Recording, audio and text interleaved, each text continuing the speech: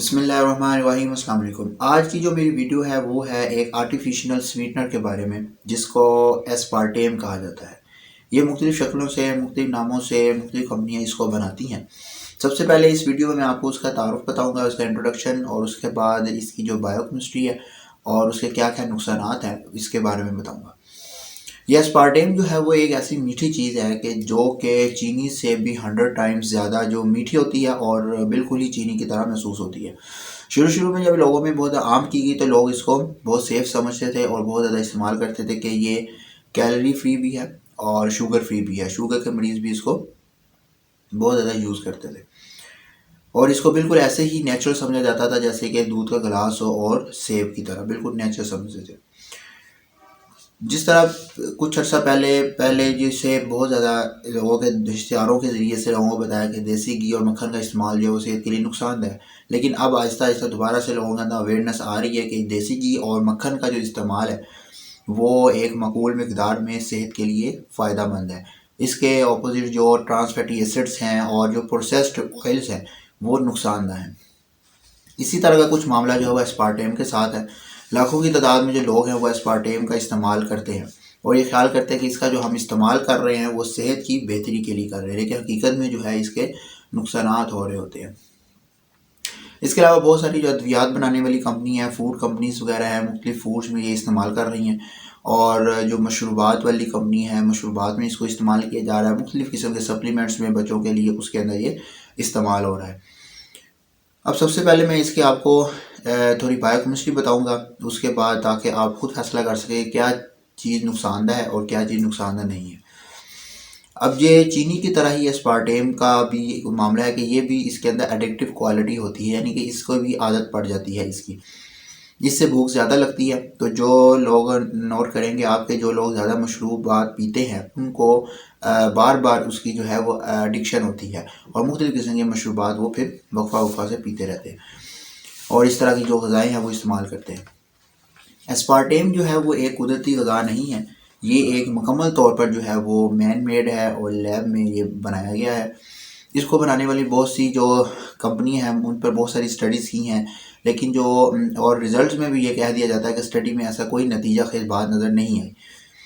अब हम इसके जो है केमिकल जो है उसके क्या किस किस से मिलकर बनी है, इसकी जो बायोकेमिस्ट्री है वो क्या है। इसके जो 3 कंपोनेंट्स हैं, नंबर 1 है फिनाइल एलानिन, नंबर 2 है स्पार्टिक एसिड और थर्ड है मेथानॉल यानी मिथाइल अल्कोहल। ये तीनों कंपोनेंट्स कुदरती तौर पर जो नेचुरली ये तीनों कंपोनेंट्स होते हैं वो अकेले अकेले पाए जाते हैं। किसी भी नेचुरल चीज़ में ये कभी भी तीनों कंपोनेंट्स जो इकट्ठे नहीं पाए जाते। जिस्म में जब दाखिल होने के बाद ये एस्पार्टेम है, ये के मौजूद जो तीनों कंपोनेंट्स हैं जिनमें अमीनो एसिड्स, 2 अमीनो एसिड्स हैं, फिनाइल एलानिन और एस्पार्टिक एसिड, और तीसरा जो है मेथनॉल, ये जल्दी से हमारे खून के अंदर रिलीज़ हो जाते हैं। अब इन तीनों जो कंपोनेंट्स हैं इनके बारे में अलग अलग आपको बताता हूँ। सबसे पहले फिनाइल एलानिन। फिनाइल एलानिन ये है, ये एक इसेंशियल अमीनो एसिड है जो कि हाई डोजेज में टॉक्सिक हो जाता है। ताहम जनरली इसका ग़ज़ा के ज़रिए से जो खाना है वो सेफ़ तरीन समझा जाता है। ताहम जब ये केमिकली दूसरे कंपाउंड जैसे कि एस्पार्टेम में से मिला होता है तो फिनाइल एलानिन खून में जल्दी से जज़ब होकर खून में शामिल हो जाता है। नॉर्मली जब ये ग़ज़ा के ज़रिए लिया जाता है तो ये आहिस्ता आहिस्ता बज़रिया डाइजेशन खून में मुंतकिल होता है।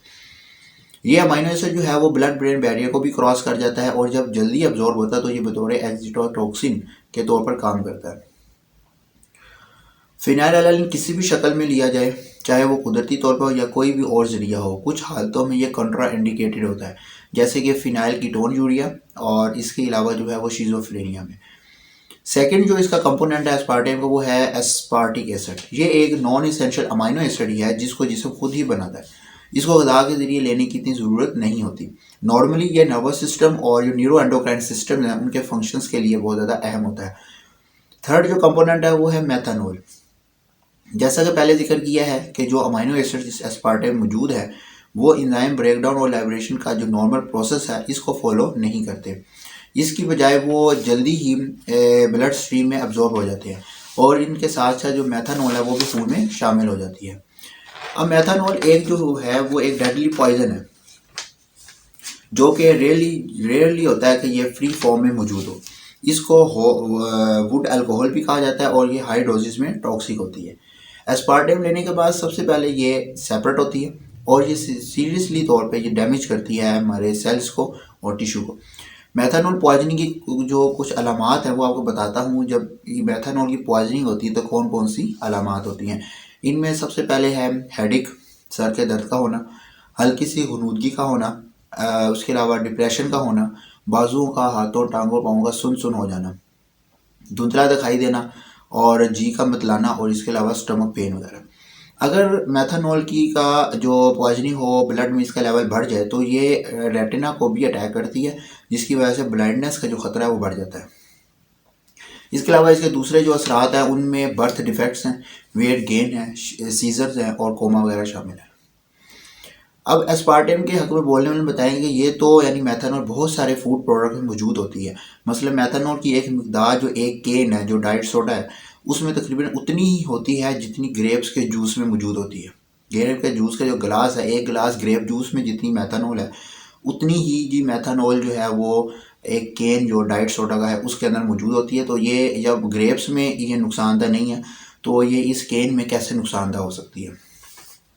हाँ जी, ये तो सच है कि दूसरे फूड प्रोडक्ट्स में भी ये मौजूद होती है, मगर इन केसेस में ये पेक्टिन के साथ मौजूद होती है। जब पेक्टिन के साथ इसका बॉन्ड बना होता है उसके साथ बाउंड की होती है। जनरली ये कंपाउंड जो पेक्टिन और मेथनॉल का है आपस में बाउंड होते हैं और ये नॉर्मल डाइजेशन प्रोसेस में से सेफली निकल जाते हैं और ये सेहत को नुकसान नहीं होता। जबकि एस्पार्टेम में जो मेथनॉल है वो बहुत वीकली फिनाइल एलानिन के मॉलिक्यूल के साथ बाउंड होती है। एक या दो प्रोसेसेस के बाद बहुत आसानी से इसका बॉन्ड टूट जाता है और इससे जो फ्री मेथनॉल पैदा हो जाती है। हत्ता कि गर्म इन्वायरमेंट की वजह से जिस्म में दाखिल होने से पहले ही ये बॉन्ड जो है वो डीकम्पोज हो जाता है। अब फ्री मेथनॉल जो है फिर फॉर्मलडिहाइड में कन्वर्ट हो जाती है और जो कि एक इम्बेल्बिंग फ्लूइड मशहूर है।